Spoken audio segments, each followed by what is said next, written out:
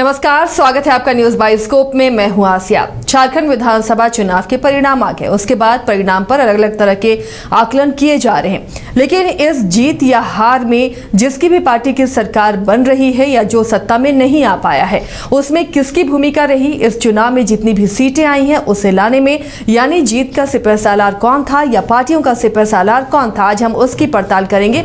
तो सबसे पहले शुरू करते हैं कांग्रेस से और बात करते हैं कि कांग्रेस की जो जीत हुई है या कांग्रेस के विधायकों ने जितनी सीटें हासिल की हैं उसका सिपहसालार कौन रहा, उस पार्टी में कौन से वो चेहरे रहे जो सिपहसालार की भूमिका में नजर आए।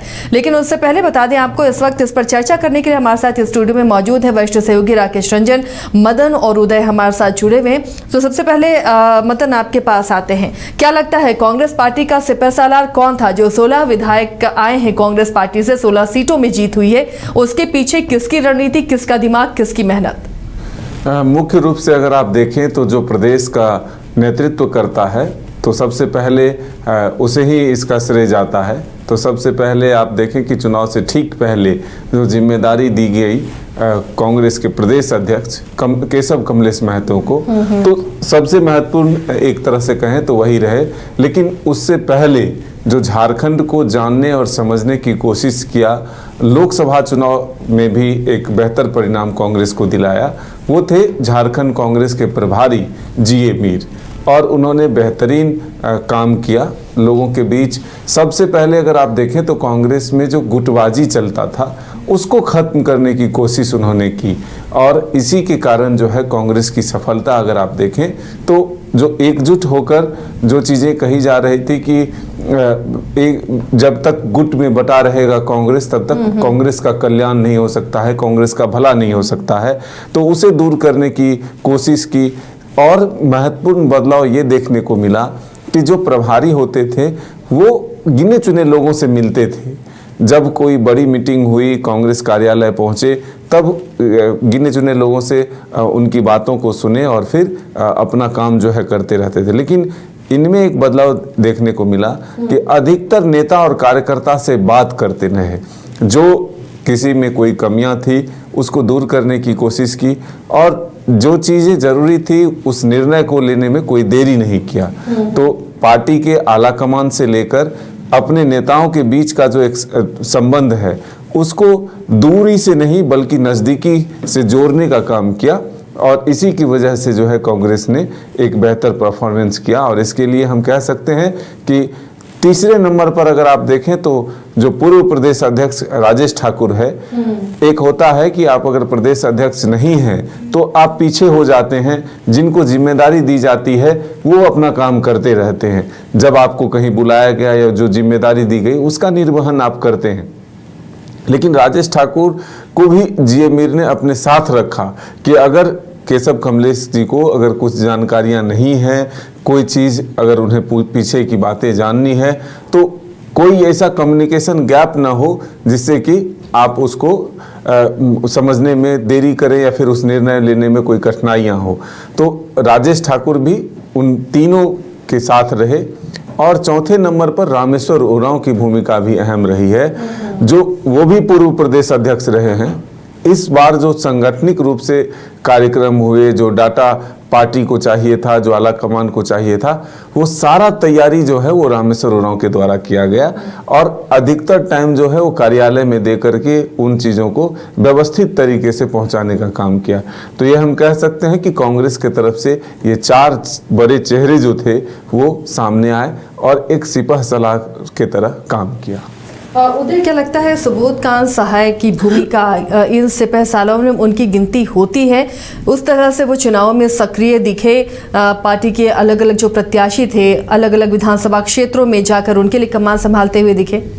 बिल्कुल, सुबोध कांत सहाय, उनकी भूमिका भी काफी महत्वपूर्ण रही है और उन्होंने लगातार जहां जहां कांग्रेस के टिकटों के दावेदार थे, वहां उन्होंने दौरा किया था, वहां की जमीनी परिस्थितियों को समझा था, वहां को लेकर रिपोर्ट तैयार की थी। और देखिए कांग्रेस में ऐसा नहीं हुआ कि किसी का टिकट काटा गया हो या किसी के साथ ऐसा हुआ हो। कई तरह नाम सामने आ रहे थे लेकिन टिकट किसी का नहीं काटा गया, भले ही उन प्रत्याशियों की हार हो गई हो। तो सुबोधकांत सहाय ने भी दौरा किया था, बैठकें की थी, और उनका कद एक पूर्व गृह मंत्री रहे हैं तो उनका एक जाना माना कद भी है। और देखिए कांग्रेस में अगर सिपहसालार की भूमिका की बात की जाए तो जब राजेश ठाकुर अध्यक्ष हुआ करते थे तो कांग्रेस का एक धड़ा, एक तबका उनसे नाराज चल रहा था। उनके ऊपर आरोप लग रहे थे कि कुछ लोगों को वो तरजीह दे रहे हैं, कुछ लोगों को उपेक्षित छोड़ा गया है। तो देखिए इस समस्या के समाधान के लिए जीए मीर की बुद्धिमानी करनी होगी कि उन्होंने केशव महतो कमलेश जैसे शख्सियत को चुनकर निकाला। केशव महतो कमलेश कभी किसी गुट में नहीं रहे, अगड़ा पिछड़ा आदिवासी इस तरह का कोई टैग उनके ऊपर नहीं लगा, और सबके साथ वो एक मृदुभाषी और एक जमीन से जुड़े नेता के तौर पर उनकी पहचान रही। तो उन्हें लाने से एक फायदा देखिए कांग्रेस पार्टी को यह हुआ कि कोई भी आसानी से अपनी बात उन तक पहुंचा सकता था। राजेश ठाकुर जब थे तो उनका कद लोगों को लगता था कि बहुत बड़ा हो गया है उनका कद, अब वो बड़े नेताओं में शुमार हो गए हैं। लेकिन केशव महतो कमलेश जैसे ही अध्यक्ष बने तो वो आम कार्यकर्ता के तौर पर उनकी पहचान थी और आम कार्यकर्ता आसानी से अपनी बात उन तक पहुंचा पा रहा था। तो उन्होंने एक बेहतर पुल का काम किया और अपनी तमाम बातें, कार्यकर्ताओं से मिले फीडबैक को जीए मीर आला कमान तक पहुंचाया, जिसका नतीजा यह हुआ कि टिकटों का वितरण सही तरीके से हुआ, प्रत्याशी सही चुने गए, और यह एक बड़ी बात रही है। उसके साथ साथ देखिए जीए मीर की यह भी एक दाद देनी होगी इस बात की भी कि अमूमन जब भी कोई दूसरा अध्यक्ष बनता है तो पहले अध्यक्ष को विदा कर दिया जाता है, या जिस अध्यक्ष को अपदस्थ किया जाता है वो नाराज हो जाता है। लेकिन ये चीज इस बार नहीं दिखा। राजेश ठाकुर पूरी तरह से हर कार्यक्रम में, हर बैठक में सहयोग की भूमिका में दिखे, और वो केशव महतो कमलेश को भी सहयोग करते नजर आए। कहीं कोई होड़ या ऐसी कोई परेशानी वाली बात नहीं आई। तो ये कांग्रेस की तरफ अमूमन ये नहीं दिखता था, पहली बार ऐसा देखने को मिला, और शायद यही वो वजह रही कि जिसकी वजह से जीत मिली। तो जीए मीर, केशव महतो कमलेश, राजेश ठाकुर, साथ में इधर सुबोधकांत सहाय जो लगातार दौरे कर रहे थे आला कमान के बीच भी और जीए मीर के बीच भी, वो कोऑर्डिनेट कर रहे थे। तो इन तमाम चीजों का फायदा पूरी पार्टी और संगठन को मिला है। रंजन जी, अब क्या कहते हैं, जो आंकड़े अब देखें हम, जीत के आंकड़े आ रहे हैं, तो कांग्रेस की कुछ सीटें गई तो कुछ नई सीटों में इजाफा हुआ है। ऐसे में क्या लग रहा है, जो सिपहसालार हम काउंट कर रहे हैं कांग्रेस पार्टी की जीत में, तो ये आंकड़ों को देखें तो क्या लग रहा है कि ये फिट बैठ रहे हैं उसमें? देखिए, अगर आप बात कीजिए, जब आप जीतते हैं तो निश्चित तौर पर आपकी योजना सही रही होती है, तभी आप जीतते हैं, और उसके पीछे जो है जो लोग लगाए जाते हैं उनकी भूमिका बहुत महत्वपूर्ण होती है। और इस लिहाज से देखिए, चूंकि टीम की कप्तानी करते हुए यहाँ पर केशव महतो कमलेश दिख रहे हैं, और उनके साथ जो एक अच्छी बात है कि वो लो प्रोफाइल में रहकर काम करना जानते हैं। उन्होंने कभी कहीं पर भी अपने आप को इम्पोज नहीं किया, ये चीज आप देखेंगे, और ये चीज उनकी एक खासियत है कि वो बिल्कुल एक साधारण अपना बनाकर सब कुछ रखते हैं और उसके अंतर्गत काम करते हैं। तो ऐसे में क्या होता है कि सामने वाला भी आप का जो है वो रिस्पेक्ट करते हुए दिखता है। यहाँ पर देखिए, जब इस तरह से अध्यक्ष बदलना पड़ा था कांग्रेस को, जब राजेश ठाकुर की जगह केशव महतो कमलेश बने, तो उस वक्त एक शंका मन में जरूर घर कर रही थी कि अब आगे चीजें किस तरह से चलेंगी, केशव महतो कमलेश किस तरह से चीजों को लेकर आगे बढ़ेंगे। लेकिन उन्होंने राजेश ठाकुर को भी वो प्रॉपर रिस्पेक्ट दिया। वो एक्स अध्यक्ष हैं, यहाँ एक्स प्रेसिडेंट थे कांग्रेस के प्रदेश में। चूंकि एक बुनियाद तो राजेश ठाकुर ने बनाई थी और वो लोकसभा चुनाव के दौरान से वो चीजें दिखने लगी थी, एक सामंजस्य बिठाया था।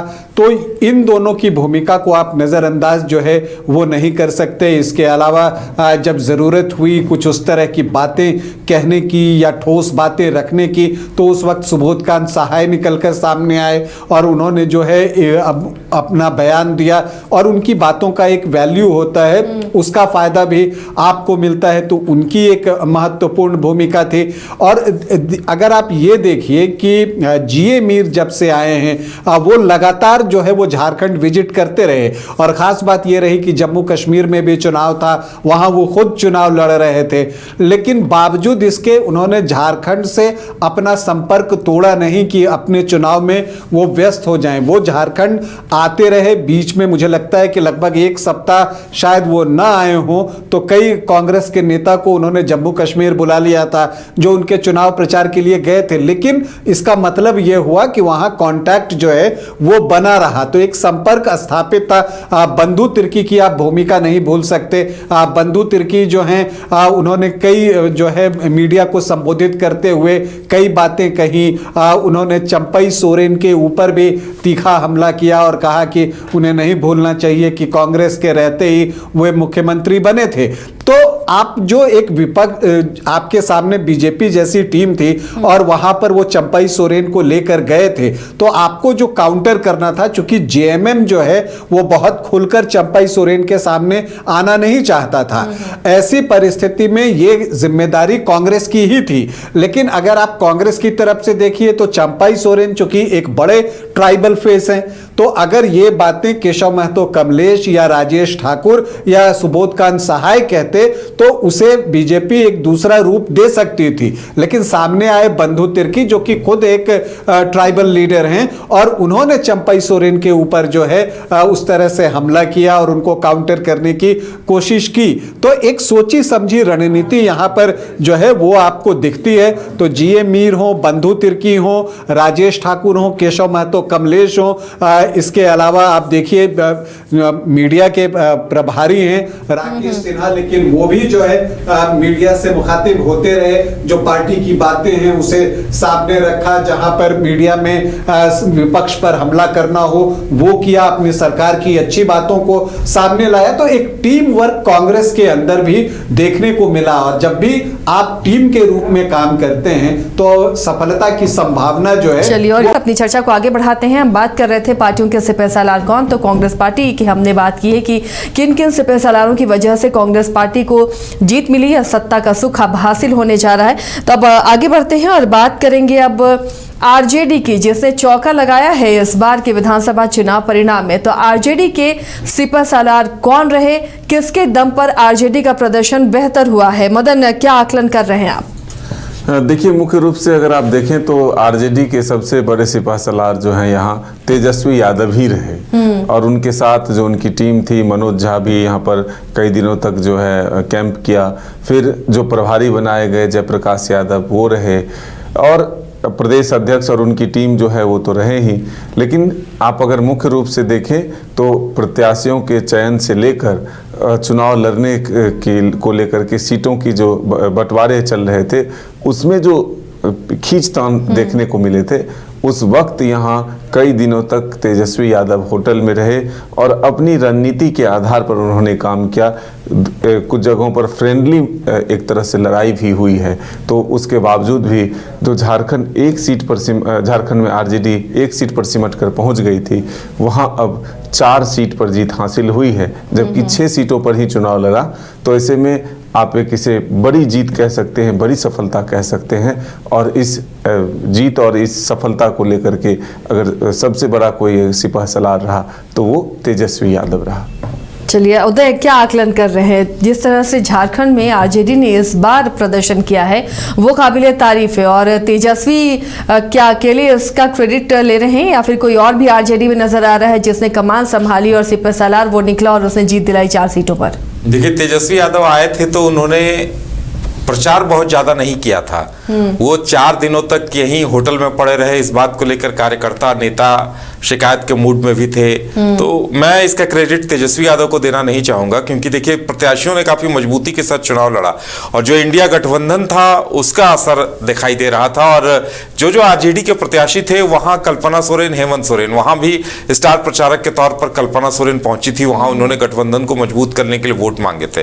और देखिए, तेजस्वी यादव को देखकर ये सवाल भी मन में उस वक्त भी उठ रहा था कि अगर कोई आलाकमान या कोई पार्टी का सुप्रीमो जैसा कोई अगर आकर ठहरा हुआ है और अगर वो जहां जहां प्रत्याशी चुनाव लड़ रहे हैं वहां वहां का एक एक दौरा भी ना करे तो ये अपने आप में एक सवाल हो जाता है। अगर तेजस्वी यादव वहां के दौरे किए रहते तो हो सकता है जीत और बड़ी हो जाती।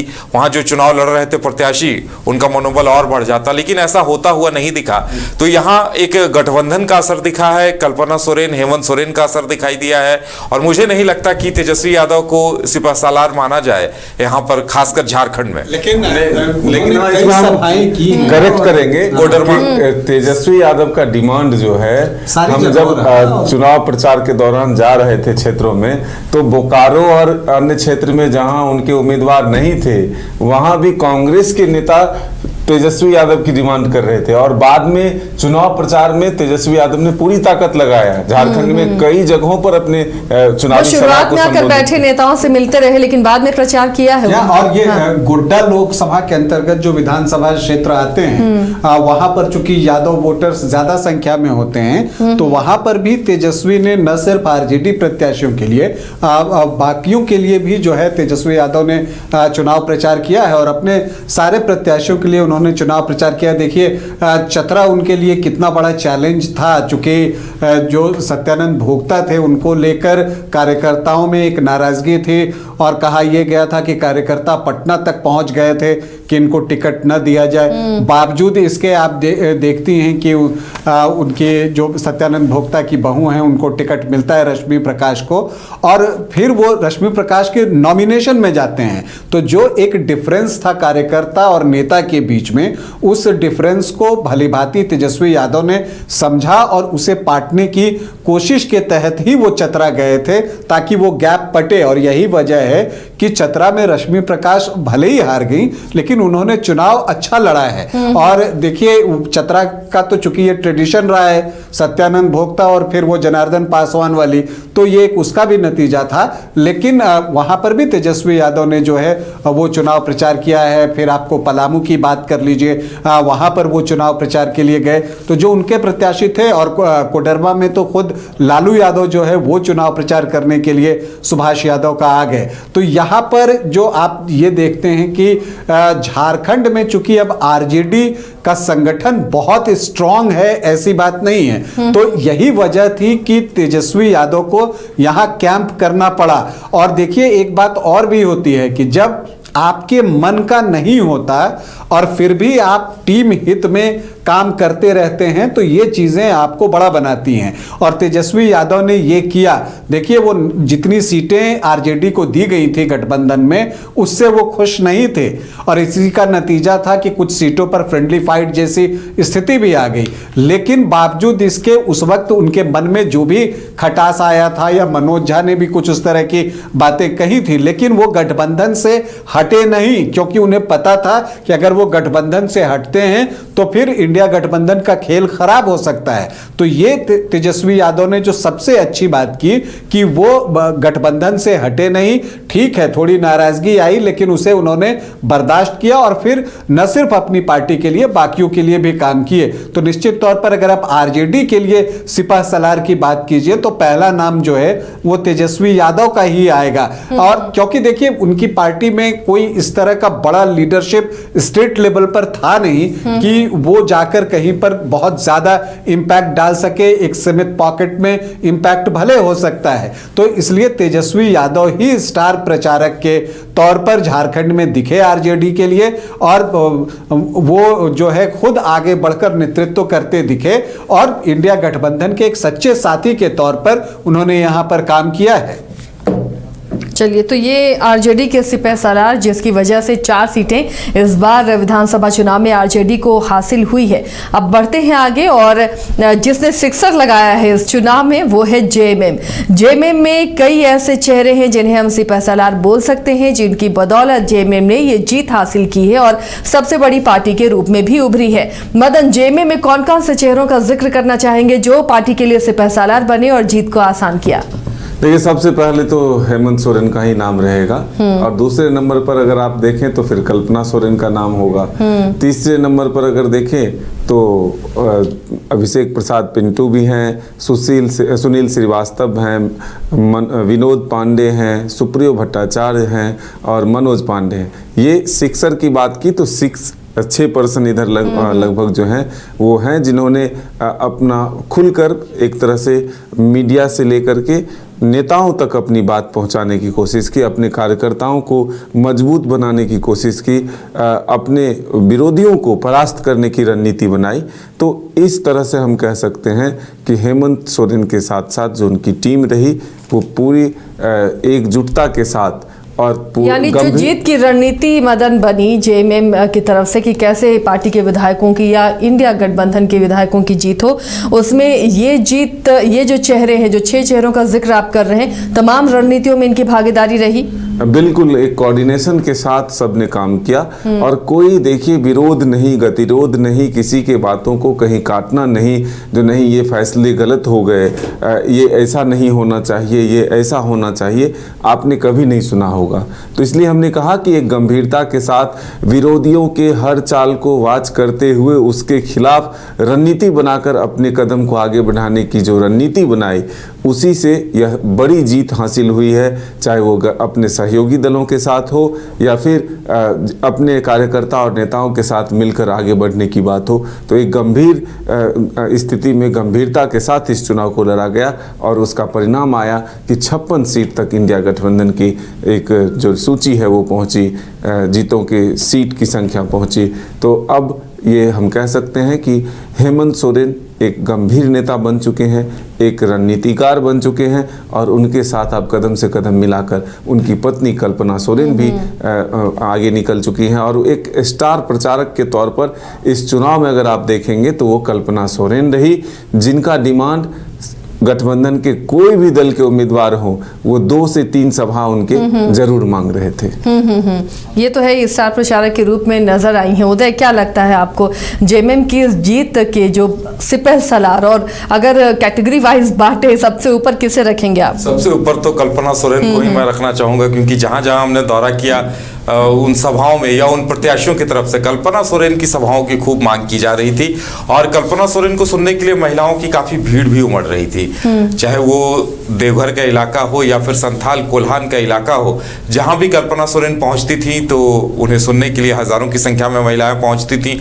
उनके भाषण देने का अंदाज भी लोगों को खूब रास आ रहा था और कहा जा सकता है कि इससे पहले जब जेएमएम चुनाव लड़ा करती थी तो हेमंत सोरेन सबसे बड़े स्टार प्रचारक होते थे, लेकिन इस बार सबसे बड़े स्टार प्रचारक का दर्जा कल्पना सोरेन ने खुद से अपनी मेहनत से हासिल कर लिया था। उसके बाद देखा जाए तो हेमंत सोरेन और उनके साथ उनकी पूरी टीम रही, जिसमें अभिषेक प्रसाद पिंटू से लेके और तमाम लोगों के नाम शामिल होते हैं, क्योंकि हेमंत सोरेन जहां भी जाते हैं वो लोग उनके साथ दिखाई देते हैं। तो स्टार प्रचारक जेएमएम का अगर देखा जाए तो वहां के अहम सिपह सालार कल्पना सोरेन और हेमंत सोरेन ही रहे और दोनों ने ही जिन जहां जहां सभाओं को टच किया वहां वहां बेहतर रिजल्ट मिले हैं, वहां वहां वोटों की अच्छी गोलबंदी देखने को मिली है। महिला वोटर्स वहां लाइनों में लगकर वोट करती हुई दिखी हैं।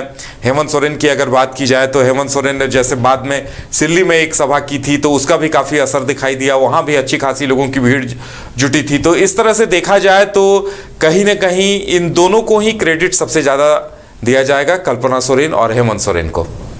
चलिए रंजन जी, आपका आकलन क्या कहता है कि कल्पना सोरेन और हेमंत सोरेन क्रेडिट इन्हें दिया जाए या और जो जेएमएम के बड़े चेहरे हैं उसमें 2 सलाहकार भी शामिल हैं, उसके अलावा सुप्रियो भट्टाचार्य है, विनोद पांडे हैं, मनोज पांडे हैं, किस तरह से देख रहे हैं इनकी भूमिका या इन्हें सिपह सलार कहा जा सकता है? देखिए, जेएमएम ने भी एक टीम की तरह काम किया और ये तो ठीक था कि कैप्टन चूंकि हेमंत सोरेन थे तो जो कैप्टन होता है उसको बिल्कुल आगे आकर कप्तानी करनी ही पड़ती है। वो कहते हैं ना लीडिंग फ्रॉम द फ्रंट, तो वो करते हुए हेमंत सोरेन दिखे ही।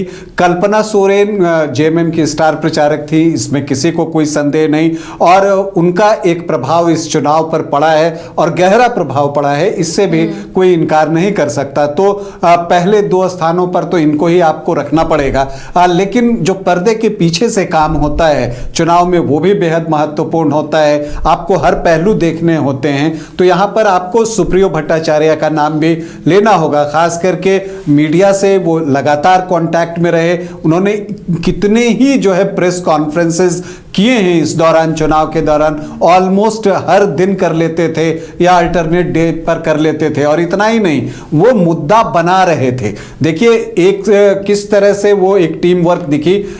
हेमंत सोरेन मंच से ये चैलेंज देते दिखते थे कि जब चाहे चुनाव करवा लीजिए, और दूसरी तरफ सुप्रियो भट्टाचार्य जब आते थे तो वो कहते थे कि अभी तो हमारा समय बचा हुआ है तो चुनाव हो क्यों रहा है। तो तो जो एक आप कहते हैं कि एक रणनीतिक चाल जो ये थी वो सफल हुई। इसके अलावा आप देखिए कि चुनाव आयोग ने कुछ जगहों पर जो समय अवधि कम कर दी थी वोटिंग की, उसे मुद्दा बना दिया सुप्रियो भट्टाचार्य ने, और इसके लिए फिर चुनाव आयोग को सफाई देनी पड़ी। तो उसका इंपैक्ट कितना हो रहा था वो बताने के लिए मैं बता रहा हूं कि फिर चुनाव आयोग को उस पर रिप्लाई देना पड़ा।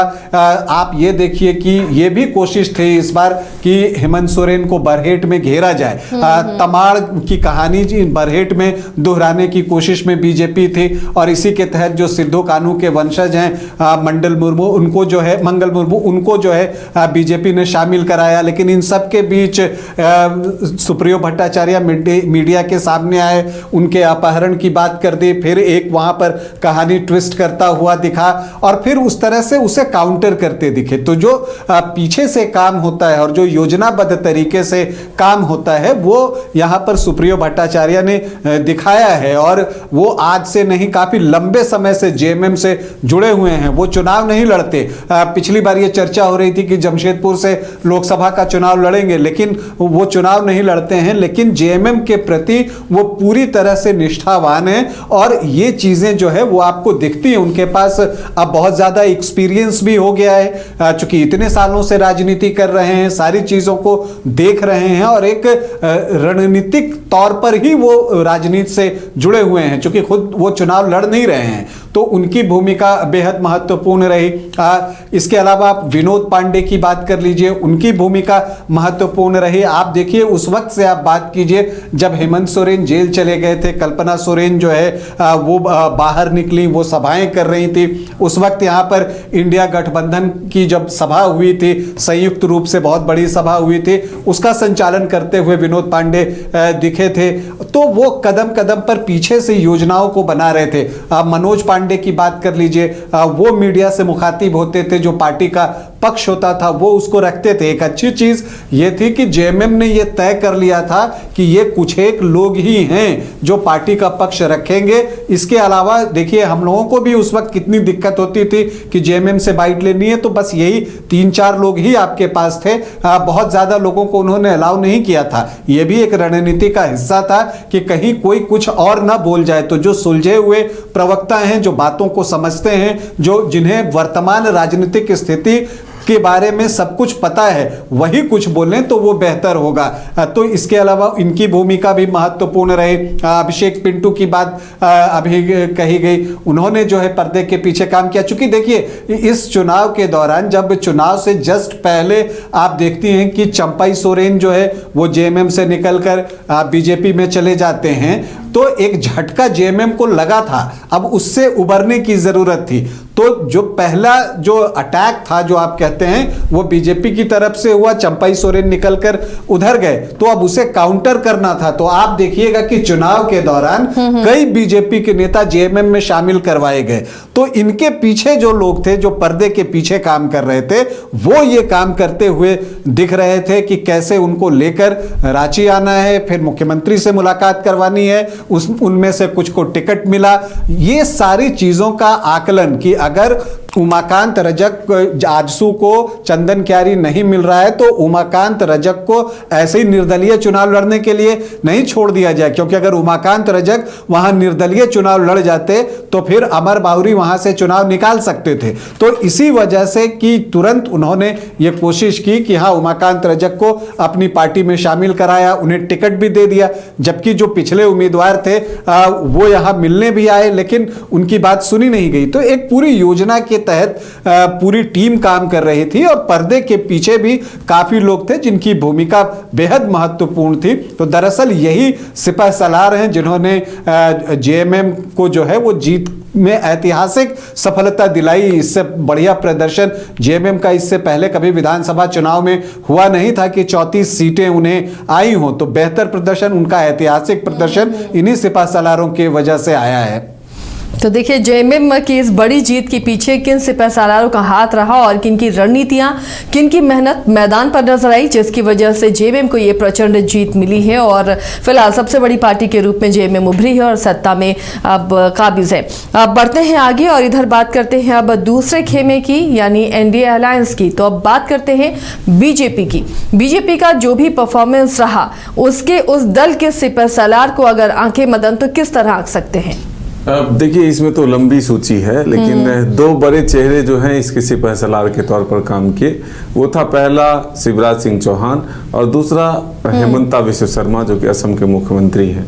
इन दोनों के जिम्मेदार में ही यह झारखंड का चुनाव था और पूरी तरह से नेतृत्व ये दोनों कर रहे थे। बाबूलाल मरांडी प्रदेश अध्यक्ष के तौर पर कमान जरूर संभाल रहे थे, लेकिन वो खुद एक चुनावी मैदान में प्रत्याशी के रूप में थे, तो वो थोड़े से किनारे भी दिखे। लेकिन इसका अगर आप श्रेय अगर हार का भी देखें तो वो इन्हीं दोनों के ऊपर जाता है। लेकिन वैसे अगर आप देखें तो बीजेपी जितनी भी सीटें जीती गई हैं, रणनीतियां तो काम आई ही, रणनीतियां काम आई और हार की भी श्रेय जो है इन्हीं के सिर पर जाएगा कि आखिर कहाँ चूक हुई जिस वजह से यह इतनी बड़ी हार हुई। तो हम ये कह सकते हैं कि दो बड़े चेहरे ही झारखंड बीजेपी के सिपहसालार के तौर पर सामने थे, वो थे हेमंत बिश्व शर्मा और शिवराज सिंह चौहान। उधर क्या लगता है ये दो चेहरे, इसके अलावा देखिए लक्ष्मीकांत वाजपेयी जो झारखंड प्रभारी थे वो चुनाव में बहुत ज़्यादा एक्टिव नजर नहीं आए, भले ही अंदर खाने उनकी चल रही होगी रणनीति और मेहनत। इसके अलावा अमर बावरी भी मैदान में थे, बाबूलाल मरांडी भी थे, हेमंता बिश्व शर्मा और उसके साथ ही शिवराज सिंह चौहान। ये बड़े बड़े चेहरे थे जो लगातार रणनीतियों पर काम कर रहे थे, जीत दिलाने के लिए काम कर रहे थे। चूक कहाँ हुई? इन सिपहसालारों में क्या लगता है कि नाकाम हुए? बिल्कुल, देखिए अगर झारखंड में बीजेपी के सिपहसालारों की बात की जाए तो सबसे अहम नाम तो हेमंता बिश्व शर्मा और शिवराज सिंह चौहान का था, वही कमान संभाल रहे थे।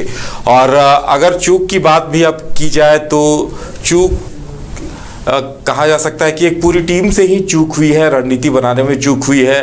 और जीत के पीछे की वजहों को तलाशा जाए तो जहां प्रत्याशी थे वहां वो काफ़ी मजबूत स्थिति में थे, समीकरण उनके पक्ष में थे, उन लोगों ने मेहनत की थी।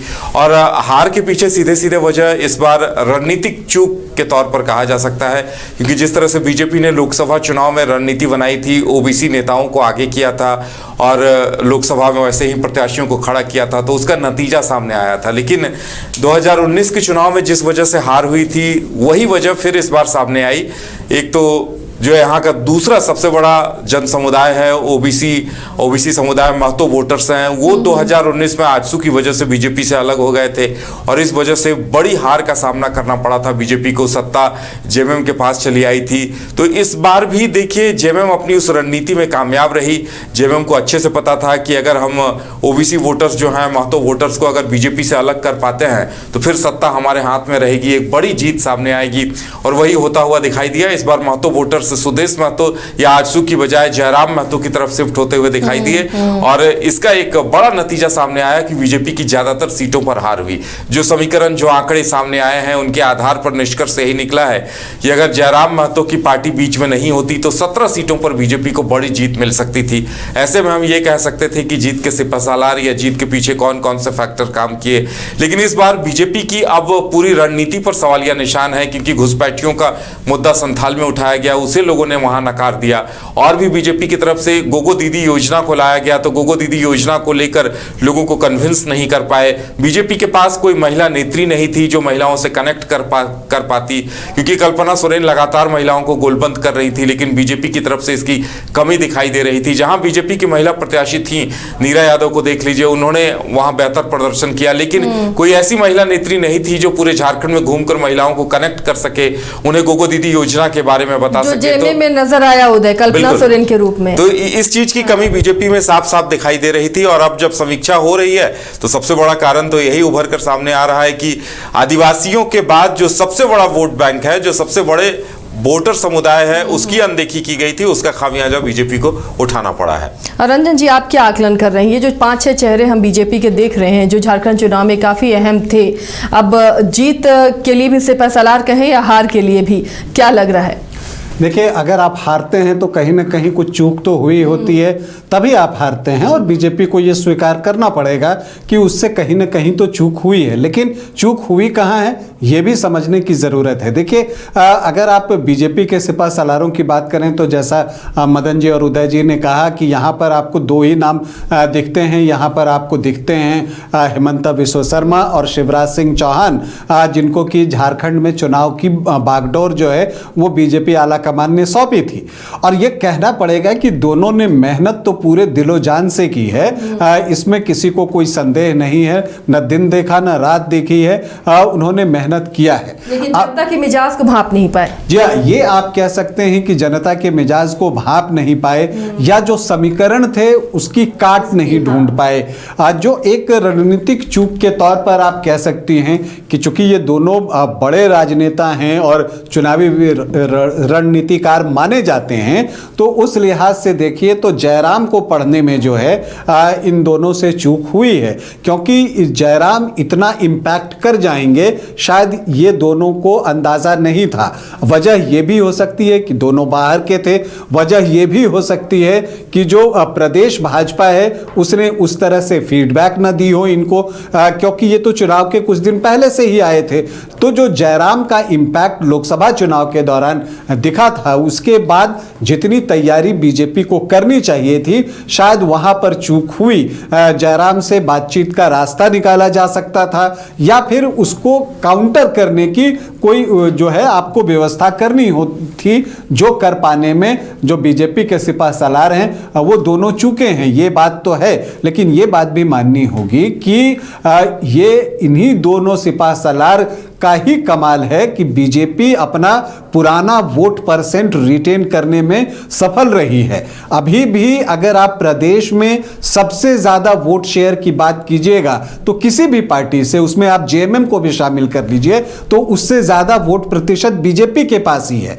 हर क्षेत्र में उसके पास जो है वो वोट है, पूरे झारखंड में क्रॉस अगर आप देखिए तो ये एक चीज बताती है कि यहां वो सफल रहे हैं कि वोट को उन्होंने घटने नहीं दिया, वोट को रिटेन किया है। लेकिन उनसे जो चूक हुई कि जो बाकी वोट एक तरफ गोलबंद हो रहे थे, उसे रोकने के लिए जो कुछ किया जाना चाहिए था वो कर पाने में दोनों असफल रहे हैं। इसके अलावा जब हम बीजेपी के सिपा सलारों की बात करते हैं तो हमें बाबूलाल मरांडी की भी बात करनी होगी।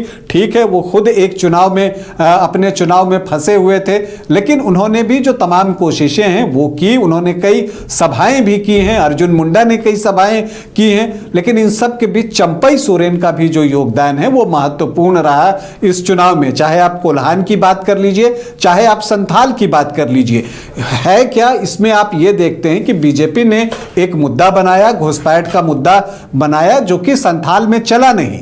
अब वो चला क्यों नहीं, इस वजह से भी शायद न चला हो क्योंकि इसे प्रोपेगेट करने के लिए, इसको आगे बढ़ाने के लिए जितना वक्त चाहिए था शायद उतना वक्त बीजेपी के पास था ही नहीं।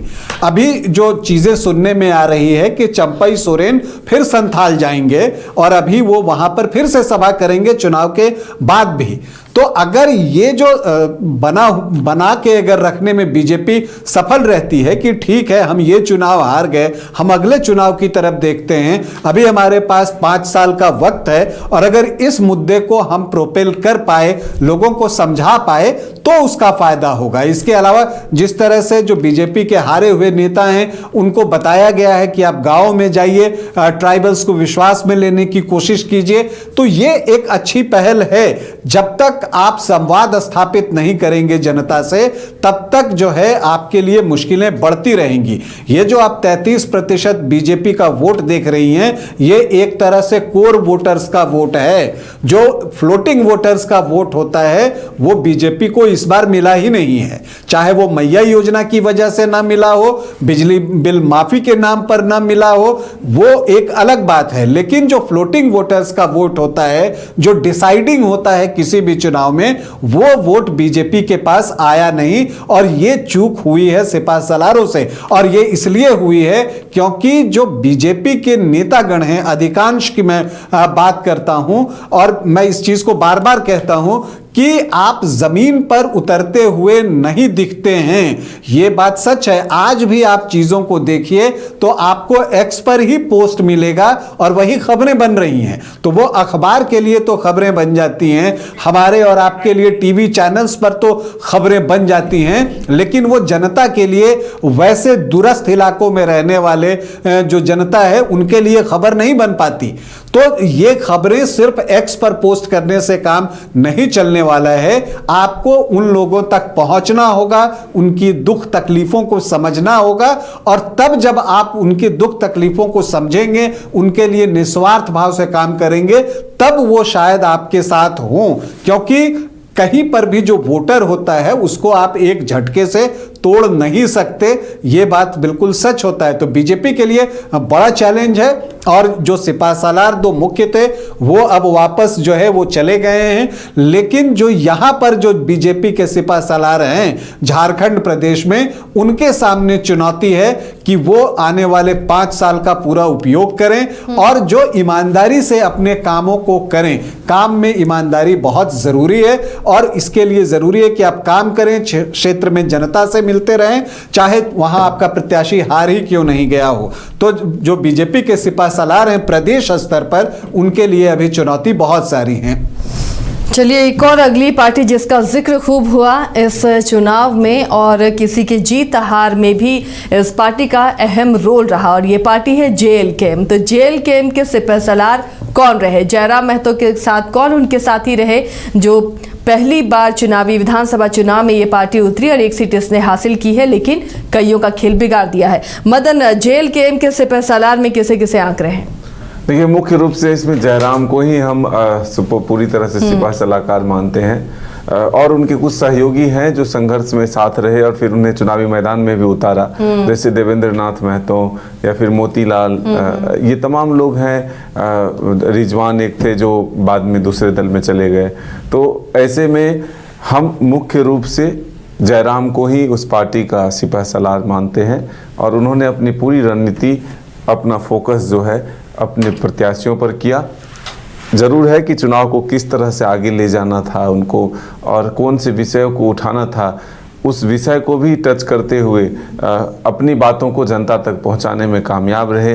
वोट के आंकड़े जो हैं वो उनके फेवर में रहा, और भले ही जीत में उनकी एक सीट ही रही, दूसरे सीट से उनको हार का सामना करना पड़ा, और भी उनके जो सहयोगी खड़े थे वो भी चुनाव जीत नहीं पाए, लेकिन वोट के प्रतिशत और वोट के आंकड़े जो हैं वो बड़े उनके सहयोगियों को भी मिला है।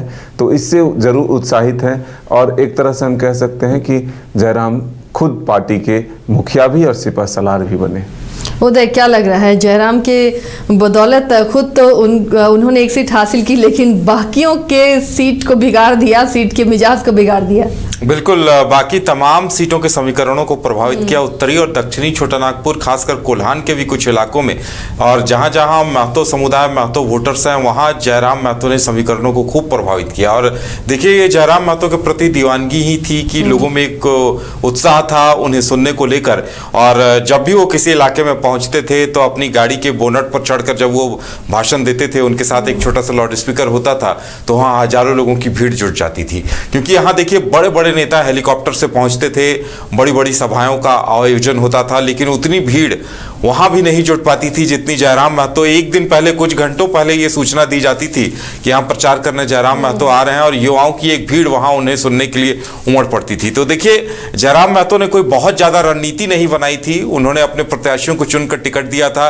प्रत्याशियों के चयन पर भी कई सवाल थे, क्योंकि जहां जहां जिन जिन प्रत्याशियों को टिकट दिया गया, वहां के स्थानीय लोग या उन्हीं के पार्टी के लोग कहा करते थे कि अगर दूसरे प्रत्याशी को टिकट दिया होता तो और बेहतर नतीजे आते। तो जयराम महतो ने कोई बहुत ज्यादा रणनीति या बहुत ज्यादा कुछ दांव पेच इस चुनाव में नहीं दिखाया था, या उसका इस्तेमाल करने की नौबत नहीं आई थी। सबसे बड़े चेहरे जयराम महतो रहे, सिपाहीसालार वो खुद रहे, और जहां जहां उन्होंने गए अपने अपने प्रत्याशियों को खूब वोट दिलवाया है उन्होंने, और यही उनकी सबसे बड़ी सफलता कही जा सकती है।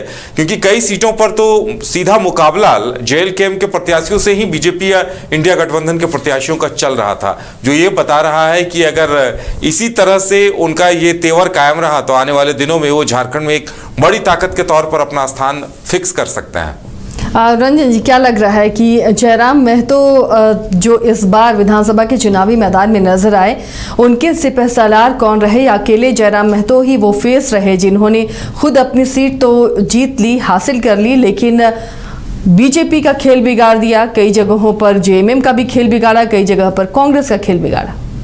देखिए, इसमें तो किसी को कोई संदेह ही नहीं है कि जेएलकेएम के सिपहसालार कह लीजिए, स्टार प्रचारक कह लीजिए, कौन रहे, निश्चित तौर पर वो जयराम महतो ही रहे। और एक बात और है कि जो उनकी इसलिए भी तारीफ बनती है कि उनके लिए परिस्थितियां बहुत अनुकूल नहीं दिख रही थी चुनाव के वक्त भी। आप देखते हैं कि उनकी पार्टी में विरोध के स्वर चुनाव से पहले उठने लगे थे। वो पार्टी जो कि अभी बन रही थी और उस समय कई साथी उनको छोड़कर निकल गए। उन्होंने उनमें से कुछ रूठे साथियों को मनाया, उनको टिकट भी दिया और उनको चुनाव भी लड़वाया और उनके लिए वो प्रचार करने के लिए भी गए। तो ये एक महत्वपूर्ण है कि इस मुश्किल परिस्थिति में उन्होंने अपनी पार्टी को उबारा। अब इस क्यों उबार लिया? क्योंकि उनको जो है, जो युवा वर्ग है, जनता है, उसका विश्वास हासिल हो चुका था। उनको इसके अलावा कुर्मी वोटर्स का जो एक विश्वास था, ये जानते हुए कि जयराम चुनाव शायद न जीत पाए, जयराम नहीं, मैं जयराम की पार्टी की बात कर रहा हूं, न जीत पाए, उन्होंने जहां भी इनके प्रत्याशी रहे उनको वोट किया है। और इसका अंदाजा आप इससे लगा सकती हैं कि जयराम तो एक चुनाव जीते ही एक जगह दूसरी पोजीशन पर रहे, उनके दो और उम्मीदवार दूसरी पोजीशन पर रहे, पूजा महतो और अर्जुन रजवार, ये दोनों जो है दूसरी पोजीशन पर रहे गोमिया और चंदन क्यारी से। और तीसरी पोजीशन पर 34 प्रत्याशी हैं।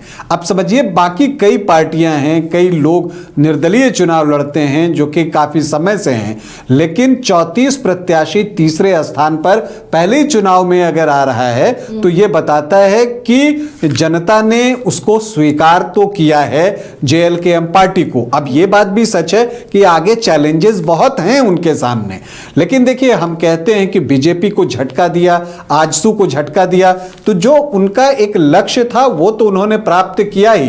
क्योंकि आप देखिए, बीजेपी आजसू को तो जो झटका दिया सो दिया। डुमरी सीट जो कि जेएमएम का गढ़ था, वो सीट उन्होंने जेएमएम से छीन ली। और ये एक बहुत बड़ा झटका है, क्योंकि वहां खुद स्वर्गीय जगन्नाथ महतो की पत्नी बेबी देवी चुनाव लड़ रही थी और उनको उन्होंने वहां पर पराजित किया है। तो ये बताता है कि जयराम ने जो भी योजनाएं बनाई उसको बहुत ही सोच समझकर बनाया, और वो खास करके तब योजनाएं और भी सफल दिखती हैं जब आपको सफलता मिल जाती हैं। और पहली बार में ही जो है 11 लाख के आसपास वोट ले आना कोई हंसी खेल नहीं होता। 68 सीटों पर उम्मीदवार उतार देना यह भी बड़ी बात है। हालांकि यह चीज भी देखनी होगी कि कई सीटें ऐसी हैं जहां जयराम महतो को अभी मेहनत करने की जरूरत है, क्योंकि तकरीबन 18 सीटें ऐसी हैं उन 68 सीटों में जहां जयराम महतो के पार्टी प्रत्याशी को, जेएलकेएम प्रत्याशी को 1% से भी कम वोट मिला है। तो ऐसी भी कई जगहें हैं, तो वहां इनको मेहनत करनी होगी। लेकिन जो कहते हैं ना कि इमारत बनानी हो तो एक मजबूत नींव रखनी पड़ती है, तो वो नींव मजबूती के साथ जयराम महतो ने रख दी है। और निश्चित तौर पर देखिए, और इसलिए इनको मैं सबसे बड़ा सिपहसालार कह रहा हूं, क्योंकि इन्होंने जो प्रत्याशी मैदान में उतारे, आप अभी भी सोशल मीडिया पर या इंटरनेट पर जाइए, उनकी तस्वीरें तलाशने की कोशिश कीजिए तो आपको खासी मशक्कत करनी पड़ती है। वो तस्वीरें मिलती नहीं हैं। मतलब अननोन चेहरों को इन्होंने प्रत्याशी बनाया, और वो जब आपको हजारों में वोट लेकर आ रहे हैं, मैं आज आंकड़े देख रहा था तो मैं देखता हूं कि 17 प्रत्याशी करीब ऐसे हैं जिन्होंने 10% से ज्यादा वोट जो है वो लेकर वो आए हैं। तो ये एक बड़ी बात है, और ये चीजें बताती हैं कि अब देखिए, रामगढ़ में 70,979 लगभग 71,000 वोट जो है लेकर आते हैं। कौन आते हैं? पनेश्वर महतो लेकर आते हैं। अब समझिए कि जो रांची की मीडिया है वो कितना जानती थी पनेश्वर महतो को इससे पहले। क्या अर्जुन रजवार अमर बाउरी को तीसरी पोजीशन पर छोड़ देते हैं, वो दूसरी पोजीशन पर आ जाते हैं। कौन जानता था इनका इतना नाम है, या कोई उतने बड़े नाम जो अमर बाउरी जैसे कद्दावर नेता को तीसरी पोजीशन पर जाने पर मजबूर कर देते हैं। तो अननोन चेहरों के साथ कुछ नाम जिनको कि लोग जानते थे, चाहे जयराम महतो हो, देवेंद्र महतो हो, मोतीलाल हो, दमयंती मुंडा हो, पूजा महतो हो, इन नामों के बारे में लोग जानते थे। लेकिन कई ऐसे नाम थे जो कि पहली बार चुनाव में उतरे थे। अमूमन सभी तो पहली बार चुनाव में उतर रहे थे। जयराम महतो एक लोकसभा का चुनाव लड़ रहे थे, तो देवेंद्र महतो ने इससे पहले पिछला चुनाव लड़ा था। नहीं तो ज्यादातर नए प्रत्याशियों के साथ चुनावी मैदान में गए और वहां पर बेहतर प्रदर्शन किया। तो इसलिए जयराम महतो जो है निश्चित तौर पर बड़े सिपह सलार और रणनीतिकार भी आप कहिए, क्योंकि जो वो चाहते थे वो उन्होंने लगभग हासिल किया है। तो ये एक बात जो है वो महत्वपूर्ण है। हाँ, चैलेंजेस आगे हैं, क्योंकि उन्हें अब जो है अपने आप को साबित करने की जरूरत है। आज तक आप जो है कहते थे कि नेताओं में ये कमी है, वो कमी है, जो जन नेता है या जो विधायक बना है, अब आप खुद विधायक हैं, तो उस कसौटी पर आप कसे जाएंगे। तो इसलिए उनकी जिम्मेदारी भी जो है वो बढ़ जाती है। वो किस तरह से काम करते हैं, विधानसभा के पटल पर अपनी बातों को कितने सशक्त तरीके से रखते हैं और किस तरह से रखते हैं। चूंकि आजकल हमेशा एक टैग लगाने का प्रचलन हो गया है कि ये बी टीम है, उसकी बी टीम है, तो उसकी बी टीम है, तो खुद को उनको बी टीम बनने से भी बचाना है किसी के भी, क्योंकि ये बातें लगभग वो साफ कर चुके हैं कि वो किसी भी पक्ष में नहीं रहेंगे। तो उस तरह से उनको देखना चाहिए, जो सरकार के अच्छे काम है उनका समर्थन करना चाहिए, और अगर उनको लगता है कि हाँ ये जन कल्याणकारी नहीं है तो उसका विरोध करना चाहिए। और अगर वो ऐसा कर पाए तो जब अगली बार 2029 में चुनाव होगा तो कई अन्य पार्टियों को भी परेशानी बढ़ने वाली है। चलिए, तो ये थे दलों के सिपह सलार जिनका असर हुआ दूसरी पार्टियों पर भी, और उनकी पार्टी ने जीत का परचम लहराया तो कहीं पर कुछ खोया भी है, कहीं रणनीतियां कमजोर पड़ी तो कहीं सिपह सलार कमजोर पड़े। तो फिलहाल इतना ही, लेकिन बाकी खबरों के लिए आप देखते रहिए न्यूज़ 22 को।